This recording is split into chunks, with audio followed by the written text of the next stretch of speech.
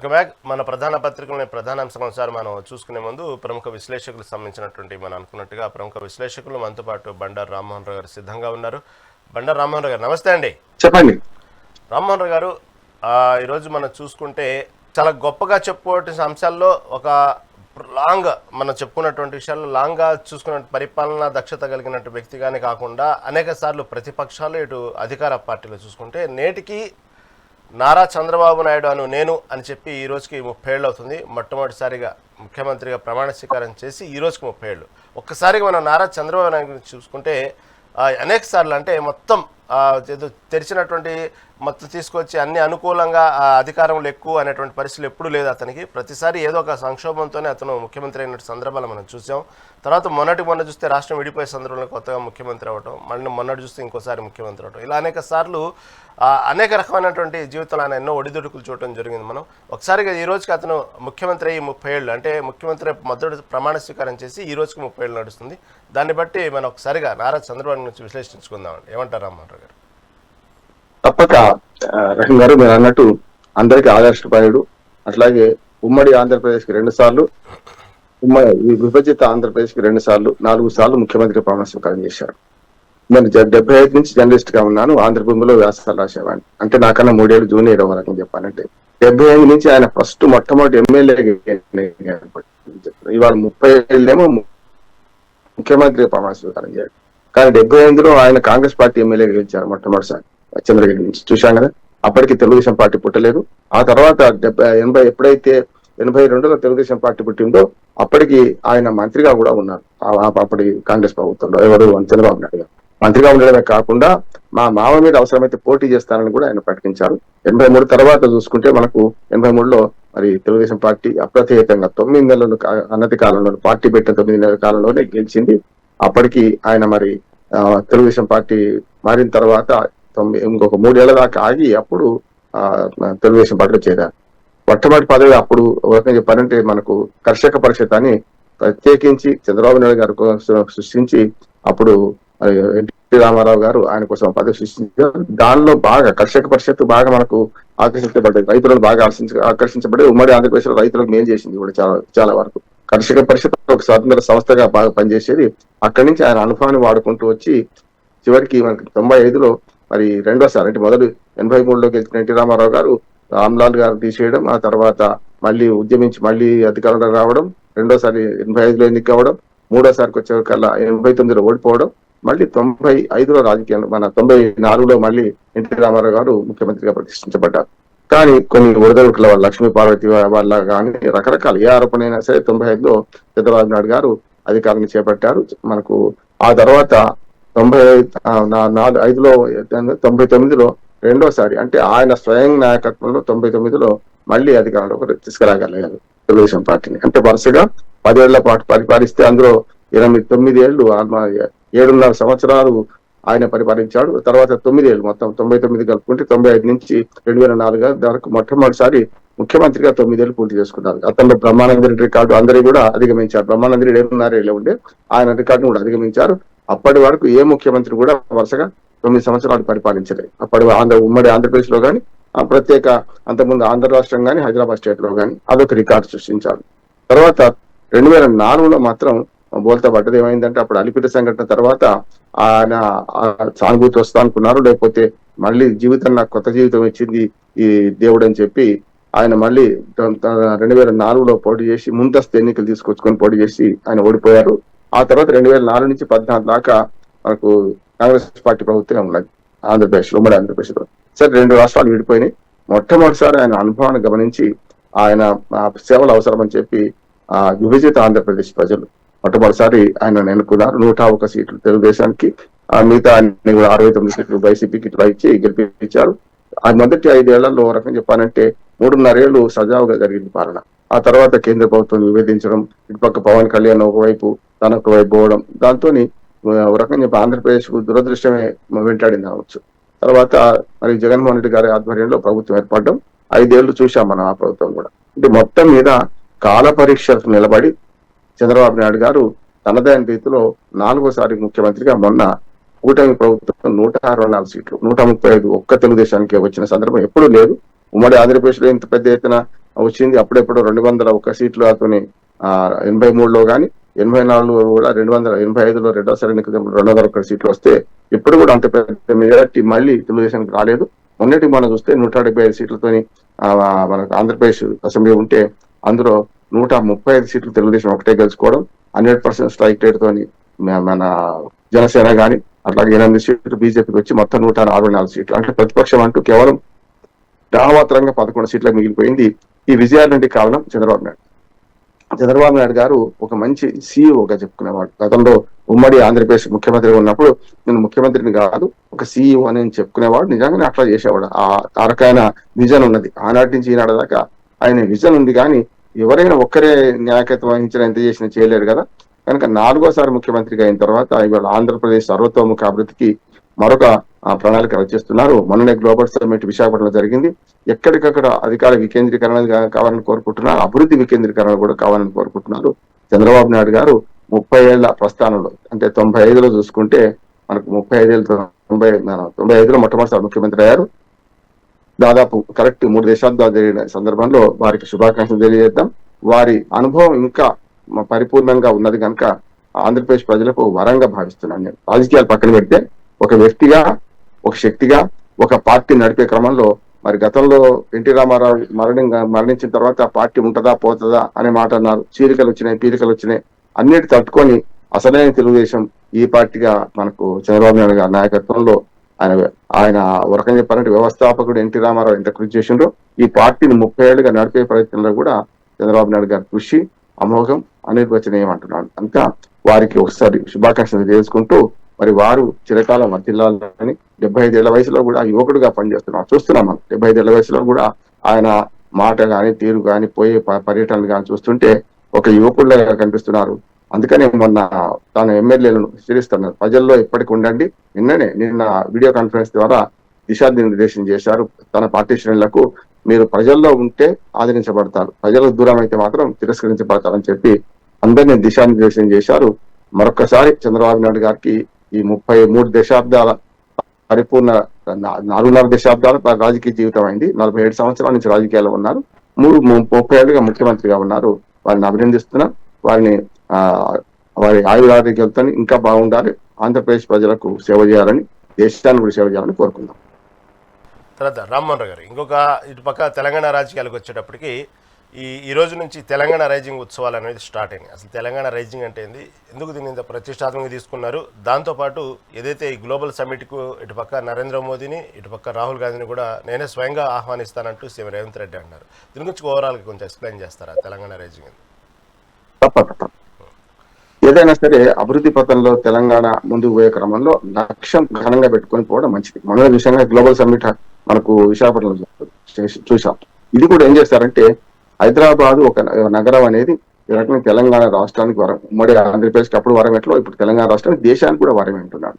ఆ మధ్య రంగరాజన్ గారు మాజీ గవర్నరు ఒక మాట అన్నారు, దేశం 2047 కల్లా ఒక 4 రాష్ట్రాలతోనే మొత్తం ఆర్థిక స్థితి మెరుగుపడుతుంది, 4 రాష్ట్రాల్లో తెలంగాణ ఒకటని చెప్పి. అంతకుముందు హైదరాబాద్ నగరం గురించి అంబేద్కర్ గారు బతుకున్నప్పుడు మాట్లాడినారు, 2వ రాజధానిగా హైదరాబాద్ ఖచ్చితంగా ఉండాల్సిందే, ఢిల్లీ దూరం అవుతుంది దక్షిణ భారతదేశానికి, కనుక 2వ రాజధానిగా దేనిని ఎంపిక చేయాలనుకుంటే అప్పుడు హైదరాబాద్ ఎంపిక చేయాలి. నేను ఎప్పుడు అన్నది కాదు, అదొక 65 దాదాపు 85 ఏళ్ల క్రితం ఆయన ఆ మాట అన్నారు. అందుకని ఏమంటారంటే హైదరాబాద్కు ఉన్న హైదరాబాద్ షహర్ ఏదైతే ఉందో 425 సంవత్సరాల చరిత్ర దానిలో భాగంగా అభివృద్ధి చెందుతూనే ఉంది. ఇక దాని మీద మాట్లాడితే వాళ్ళ తెలంగాణ అభివృద్ధి కోసం రేజింగ్ తెలంగాణ 47 అని చెప్పి ఒక విజన్ డాక్యుమెంట్ ను నిన్న విడుదల చేశారు. అందులో రేవంత్ రెడ్డి గారు 3 విభాగాలుగా తెలంగాణను విభజించుకున్నారు. అంటే మనకు ప్యూర్ అట్లాగే రేర్ అని చెప్పి 3 విభాగాలు చేశారు. ప్యూర్ అంటేనేమో మన కోర్ అర్బన్ అంటే మనకి డెవలప్మెంట్ చూసుకుంటే మనకు ఎకనామిక్ జోన్ చూసుకుంటే మనకు ఔటర్ రింగ్ రోడ్ లోపల ఉందంతా ప్యూర్. మనని 20 మున్సిపాలిటీలు అట్లాగే 7 కార్పొరేషన్లు ఇందులో కలిపారు. ఇప్పుడు మొత్తం అంతా మనకు ఏదైతే జిహెచ్ఎంసీ కాకపోతే ఇవాళ జియో కూడా తీయబోతున్నారు. అంటే ఔటర్ రింగ్ రోడ్ లోపల ప్యూర్ అనే డెవలప్మెంట్ కింద, అట్లాగే ఔటర్ రింగ్ రోడ్ కి అట్లాగే మన రీజనల్ రింగ్ రోడ్, రాబోయే రీజనల్ రింగ్ రోడ్ మధ్యన ఉన్నదంతా కూడా పెరిఫెరల్ అర్బన్ దానిగా చేసుకుంటూ సిటీగా చేసుకుంటూ దానిలో పరిశ్రమలు ఇతరత్ర అన్ని వాటిని పూర్తిగా వివరించారు. నేను విజన్ డాక్యుమెంట్ వివరించారు. రెండోది, మూడోది రేర్ అంటే రూరల్ డెవలప్మెంట్ మీద మిగతా తెలంగాణ అంతా మూడో భాగం మీద 3 జోన్లుగా అభివృద్ధిని వికేంద్రీకరిస్తామని చెప్పి రేవంత్ రెడ్డి గారు నిన్న స్పష్టంగా ఫస్ట్ టైం మంత్రులందరూ కూడా ఏ ప్రెస్ మీట్ లో కూడా 4-5 మంత్రులు ఉంటారు, ఉంటే 10 మంది ఉండొచ్చు, కానీ ఉన్న 16 మంది మంత్రులు నిన్న మనకు ఒక ఏమంటారు అని ప్రమాణ స్వీకారం చేసిన తర్వాత మన గవర్నర్ ముందట దిగుతారు కదా గ్రూప్ ఫోటో, అట్లా అనిపించింది నాకైతే. వాళ్ళందరి సమన్వయంతో చేస్తున్నట్టు అర్థమవుతుంది. రేపు డిసెంబర్ 8, 9, ఇవాళ డిసెంబర్ 1 కదా, సరిగ్గా వారం రోజుల్లో జరగబోయే ఏదైతే తెలంగాణ రేజింగ్ సదస్సుకి ఏదైతుందో వాటిని ఏర్పాటు చేసుకుంటారు. ఇది మంచి సాంప్రదాయం అంటున్నారు. ప్రధానమంత్రిగా అధికారంలో ఉన్న ప్రధానమంత్రి పార్టీ వేరైనా ప్రధానమంత్రి పిలుచుకోవడం, తర్వాత తన పార్టీ ప్రతిపక్ష నాయకుడు అట్లాగే లోక్సభలో ప్రతిపక్ష నాయకుడు రాహుల్ గాంధీని కూడా పిలుచుకుంటా అన్నాడు. మంచిది. నా ఉద్దేశం అంటే ఇది మంచి ఆచరణ అంటుంది. ఇద్దరిని ఒకే వేదిక మీద చూడొచ్చు. మొన్న చూసాం రాహుల్ గాంధీను మోడీ గారిని మొన్ననే ఒక రాజ్యాంగ సభ 26 నాడు రాజ్యాంగ సభ పార్లమెంట్ లో జరిగితే అప్పుడు చూసాం మనం. ఇటు పక్క ప్రతిపక్ష నాయకులు ఇద్దరిని పిలిచారు. ఏది మన రాహుల్ గాంధీ అట్లాగే మల్లికార్జున ఖర్గే, మిగతా వాళ్ళందరూ కూడా మన స్పీకర్లు కానీ, రాష్ట్రపతి కానీ, ఉపరాష్ట్రపతి కానీ, ప్రధానమంత్రి కానీ ఒకే వేదిక మీద చూసిన సందర్భం చూసాం. ఆ స్ఫూర్తి ఎన్నిక ఆ రకం రాజకీయ స్ఫూర్తి ఉండాలి. స్పోర్టివ్ స్పిరిట్ తో తీసుకుంటే ప్రతిపక్షం అధికార పక్షం రెండు కూడా రహీం గారు ఒక మంచి ఆరోగ్యకరమైన పోటీతత్వంతో ఉండాలి తప్ప వ్యతిరేకం ఉండదు. చూసాం కదా మన అమెరికాలో మాందాని మనకు మన న్యూయార్క్ మేయర్ గా ఎన్నికైనా ఆయన ట్రంప్ ఆయన మీద చాలా ఆరోపణలు చేసుకున్నారు. చివరికి వాళ్ళిద్దరు మాట్లాడుకున్నారు కదా. అట్లాంటి స్ఫూర్తి రాజకీయాల్లో కూడా స్పోర్టివ్ స్పిరిట్ ఉండాలి. దానికోసమే నేను ఏమంటున్నానంటే మరి దయతో మోడీ గారు కూడా అంగీకరించి, రాహుల్ గాంధీ వచ్చినా మోడీ గారు అంగీకరించి ఇద్దరు వస్తే బాగుంటుంది అన్న ఉద్దేశం. అప్పుడేమవుతుందంటే పరిపూర్ణం అవుతుంది. అభివృద్ధిలో ప్రతిపక్షము అధికార పక్షం కలిసి పనిచేసినప్పుడు అభివృద్ధి సాధ్యమవుతుంది. తెలంగాణ ఒక రైజింగ్ తెలంగాణగా చేయడానికి నేను చెప్పిన 3 రీజన్లు కానీ, అట్లానే ఈ సమ్మిట్ లో 100 కోట్ల పెట్టుబడులు వస్తాయి, 1000 కోట్ల పెట్టుబడులు వస్తాయి, లక్షల కోట్ల పెట్టుబడి తర్వాత కానీ ఒక మంచి ఆరోగ్యకరమైన వాతావరణంలో తెలంగాణను ఒక మంచి ఐకాన్ గా దేశంలో చూపించే అవకాశం అయితే వస్తా ఉంటున్నాను. దేశంలో కానీ ప్రపంచంలో చూపిస్తామంటున్నారు రేవంత్ రెడ్డి గారు. నిన్ననే తన ప్రెస్ మీట్ లో చెప్పారు, మాకు పోటీ ఆంధ్రప్రదేశ్, మహారాష్ట్ర, కర్ణాటక కాదు, దేశంలో ఉన్న ప్రపంచంలో ఉన్న 4 దేశాలతో పోటీ పడతాం మేము. చైనా కానీ, ఫ్రాన్స్ కానీ, జర్మనీ కానీ, జపాన్ కానీ, కొరియా, ఉత్తర కొరియా కానీ వీటితో పోటీ పడతామని ప్రకటించారు. మంచిది అంటున్నారు. అంటే ఆ లక్ష్యం ఘనంగా పెట్టుకున్నప్పుడు మాత్రమే మార్గం మంచిది అనుకుంటాం, దాని ప్రకారం పోతాం. కనుక రేవంత్ రెడ్డి గారి లక్ష్యం ఒకటే కాదు, తెలంగాణ ప్రజలు లేకుంటే తెలుగు ప్రజలందరూ ఆకాంక్ష నెరవేరాలి. హైదరాబాద్ ఒక రకంగా చెప్పాలంటే ఒక వరము. ఆ వరము ఔటర్ రింగ్ రోడ్ ద్వారా, రీజనల్ రింగ్ రోడ్ ద్వారా మనకి విస్తరణ కూడా చాలా అవకాశం ఉంది. నిన్న ఇంకొక మాట కూడా చెప్పారు రేవంత్ రెడ్డి గారు, దేశంలో కొన్ని నగరాలకు కొంత అవరోధాలు ఉంటాయి. ఉదాహరణ ఢిల్లీ అంటే కాలుష్యం, అట్లాగే చెన్నై అంటే బాగా ఉక్కపోత, పూర్తిగా మనకు సముద్రం పక్కనే ఉంది కనుక విస్తరణకు అవకాశం తక్కువ. బొంబాయి కూడా అంతే. బొంబాయి బృహత్ బొంబాయి కనుక 9 మన నగరపాలిక సంస్థలు పనిచేస్తున్నా కూడా అక్కడ కూడా ఉక్కపోత, అదే పరిస్థితి, వేడి, అధిక వేడి. ఇక బెంగళూరు గురించి చెప్పాల్సిన అవసరం లేదు. బెంగళూరులో ట్రాఫిక్ సమస్య చాలా పెద్దది. ఇక ఉన్న నగరాల్లో కలకత్తా ఎప్పుడో పునారిల్లిపోయింది. ఆ గత పాలకులు అన్ని రకాలుగా, అది ఆనాడు కాంగ్రెస్, ఓనాడు కమ్యూనిస్టులు, ఇవాళ తృణమూల కాంగ్రెస్, జయంగా కలకత్తా పేరు తలిచే వాళ్ళు లేకుండా పోయిండు. కనుక పూణే కానీ లేకుంటే అహ్మదాబాద్ ఎదుగుతున్న నగరం. వీటన్నిటిలో అడ్వాంటేజ్ ఏంటంటే దక్షిణ భారతదేశానికి గేట్ వే ఆఫ్ సౌత్ ఇండియాగా, అట్లాగే మల్టీ లింగ్వల్ మన నగరంగా చెప్పాలంటే ప్రపంచంలోని ఎక్కడి వాళ్ళైనా హైదరాబాద్ బతకగలుగుతారు, ఒక్క మన దేశంలోని వాళ్ళు కాకుండా. భాష సమస్య లేదు. చూస్తున్నాం, కన్నడ మాట్లాడాల్సిందని బెంగళూరులో దాడులు జరుగుతున్నాయి, మరాఠీ మాట్లాడాల్సిందని మహారాష్ట్ర దాడులు జరుగుతున్నాయి. భాషా సమస్య కూడా లేకుండా ఉండే విశ్వనగరం హైదరాబాద్ డెవలప్మెంట్ తో పాటు తెలంగాణ డెవలప్మెంట్ కు రైజింగ్ తెలంగాణ 2047 అనే ఒక నినాదంతో ముందుకు పోతున్న ఈ ప్రభుత్వాన్ని అభినందిస్తున్నాను. ఖచ్చితంగా ఆ లక్ష్య సాధనకు కృషి చేయాలి, ప్రజల భాగస్వామ్యం ఉండాలి, అప్పుడు మాత్రం సాధ్యమవుతుంటున్నాను. రామ్మోహన్ గారు, ఇంకొక చూసుకుంటే మన దేశ రాజకీయాలు చూసుకుంటే ఈ రోజు నుంచి పార్లమెంటు శీతాకాల సమావేశాలు ప్రారంభమవుతున్నాయి. దాదాపు డిసెంబర్ 19 వరకు జరుగుతాయి, అంటే దాదాపు 15 రోజులు జరుగుతాయి. అయితే దీంట్లో కేంద్ర ప్రభుత్వం ఒక 14 అంశాలని ప్రవేశపెట్టబోతుంది. దీంతోపాటు ఎస్ఏఆర్ మీద ఇటు ప్రతిపక్షాలు మాత్రం దీనికి తీవ్రంగా తీసుకుంటున్నాయి, ప్రతిపక్షాలు నిలదీయాలని కేంద్ర ప్రభుత్వాన్ని. అసలు ఈ ఎస్ఐఆర్ అంటే ఏంది, దీనికి సంబంధించినటువంటి విషయం కొంచెం క్లుప్తంగా చెప్తారు. డిసెంబర్ 1 వాటి నుంచి పార్లమెంట్ సమావేశం పడుతుంది. చర్చ జరగాలి. ఇప్పుడు చట్టసభలో రహీం గారు చర్చ జరగాలి, రచ్చ జరగదు. నా ఉద్దేశం ఏంటంటే అసలు 14 బిల్లుల సంగతి ఎవరు మాట్లాడతారు? మీరు ప్రస్తావించారు 14 బిల్లులు పాస్ కావాల్సిందే, మీద ఆరోగ్యకరమైన చర్చ జరగాల్సిందే, ముఖ్యమైన బిల్లులు ఉన్నాయంట. కానీ ఇప్పుడు అదంతా విడిచిపెట్టి ప్రతిపక్షం ఏమంటుంది, ఎస్ఐఆర్ మీద చర్చ జరుగుతూ ఉంటుంది. ఎస్ఐఆర్ ఉండాలా లేదా అనే ప్రశ్నకు సమాధానం ఇస్తలేరు అంటున్నాను. నేను ఒకటి చెప్తున్నాను, అర్హులైన ఓటర్లు ఒక్కడు కూడా బయట మిస్ కావద్దు. అనర్హులైన ఓటర్లు కోట్లాది మంది ఉన్నారు, వాళ్ళని తీసేయాలా వద్దా అని సమస్య. ఇక్కడ చచ్చిపోయిన వాళ్ళ ఓట్లు, ఊళ్ళో లేని వాటిలో 3-4 చోట్ల ఓట్లున్న వాళ్ళ ఓట్లు తీసేయాలా లేదా అంటున్నాను నేను. దానికి అంగీకరించి ఆ చర్చ అట్లా జరగాలి కానీ మొన్నటి దాకానేమో అప్పుడు బీజేపీ కానీ ఇప్పుడేమో ప్రతిపక్షంలో ఉన్న ఇండి కూటమి నాయకులు కానీ లేకుంటే కొన్ని రాష్ట్రాల అధికారంలో ఉన్న వాళ్ళు ఏమంటున్నారు, తాము గెలిస్తే ఈవీఎం గొప్ప, తమ గొప్ప, లేకపోతే ఈవీఎం తప్పు. మొన్నటి దాకా ఈవీఎం ఏడ్చారు, ఇప్పుడు అయిపోయింది. కనుక ఇప్పుడు ఏంటంటే ఓటర్ లిస్టు సవరణ మీద ఏడుస్తున్నారు ఈ మాట అంటున్నాను. ఎందుకంటే ఓటర్ లిస్టు సవరణ జరగానో లేదా, ఈ తప్పుడు ఓటర్ లిస్టు ద్వారా మనకి గెలుద్దాం ఓడదాం అంటున్నాను. అంటే తాము ఓడిపోయినప్పుడేమో ఓటర్ లిస్ట్ తప్పు, లేకపోతే ఎలక్షన్ కమిషన్ తప్పు, తాము గెలిచినప్పుడు మాత్రం అదే కరెక్ట్ ఎందుకు అవుతుంది అంటున్నారు. బ్యాలెట్ విధానం కూడా, బ్యాలెట్ లో గెలిచింది చూసాం, ఈవీఎం వచ్చి 30 ఏళ్ళు అయింది. ఇప్పుడు దాకా 30 ఏళ్ళ నుంచి మొత్తం ఈవీఎం మీద నడుస్తున్నాయి. 2000 సంవత్సరం నుంచి ఎక్కడా కూడా మనం బ్యాలెట్ పేపర్ వాడతలేదు కదా. స్థానిక ప్రభుత్వాలు వేరు, స్థానిక ప్రభుత్వాల పరిస్థితులు వేరు కనుక బ్యాలెట్ పేపర్ వాడుతున్నాం. కానీ పార్లమెంటు, అసెంబ్లీ ఎన్నికలు దేశం అంతా 2000 సంవత్సరాల నుంచి పూర్తిగా ఈవీఎంలు వాడుతున్నాం కదా.